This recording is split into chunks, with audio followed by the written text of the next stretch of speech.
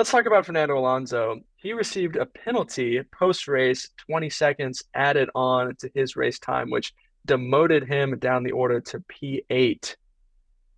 I don't know how I feel about this penalty. Like, yes, his driving was different on that last corner. You can see it in the data.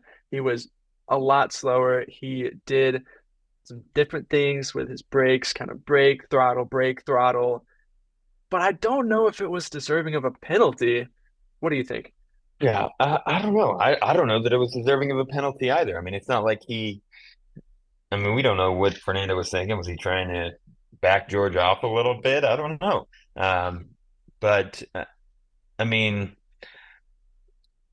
20 seconds is a lot of time. And ultimately, it didn't translate to that many places because of George's crash. Everyone slowed down, so the finishing times are kind of a little bit farther. So net result wasn't as bad as it would have been if everybody had continued on, I guess. He would have been like P11, P12, I think, had they continued on. But I don't know, 20 seconds is a lot of time. And I guess originally it was a drive-through penalty, which converts to a 20 seconds on your time if you're not able to serve it before the end of the race. But um, yeah, I don't know. He didn't crash with George. George crashed himself. So it's like, what precedent are we setting here? You know, you're protecting somebody who crashed his car from what?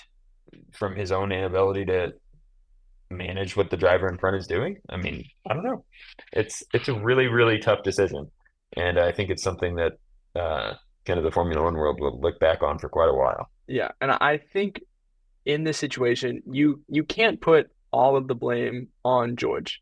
Fernando did do something different. George was caught out by it, but I feel like you have to put maybe majority blame on George for not seeing it. I could see a 60-40 racing incident kind of split, maybe even a 70-30 I could be talked into. But, Yeah. it's not like Fernando Alonso stomped on the brakes in the middle of a straight, think Max Verstappen to Lewis Hamilton in Jeddah in 2021. Yes, that Right. was deserving of a penalty. That was a dangerous defensive move, clearly hoping that, they run into the back of you. I don't think Right. that's what Fernando was doing here at all.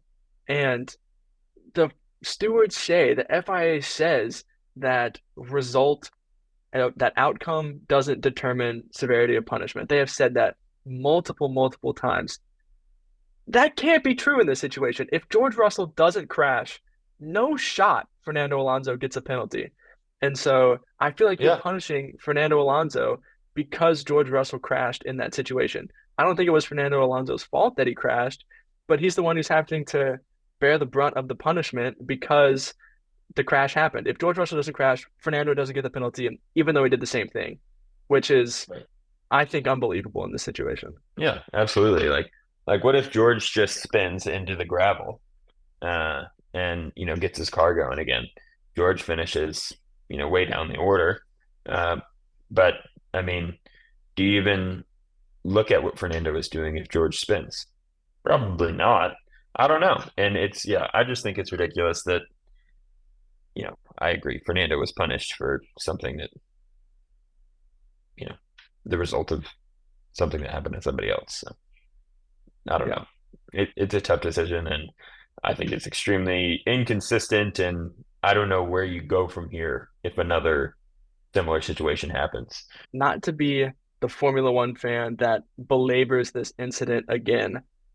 Silverstone 2021. Lewis Hamilton sends it up the inside on Max Verstappen, doesn't hit the apex of that corner. It's clear that that incident was more Lewis Hamilton's fault than Max Verstappen's fault. He got a 10-second penalty for that. Half the duration for actually hitting the driver and sending him into the wall. That like probably one of the worst crashes in recent Formula One history. I mean, from a safety perspective, I would say. And 10-second penalty. The inconsistency is just unbelievable. And I understand that it is hard to compare incidents across tracks, across seasons with different drivers, even on the same track at different corners. But I feel like something has to be done to just improve the consistency of stewarding because this decision just doesn't make sense to me. And I I don't really agree with it. Me neither. Yeah, it was a tough decision, and yeah, I guess we'll see how it impacts the future of Formula One, but interesting for sure.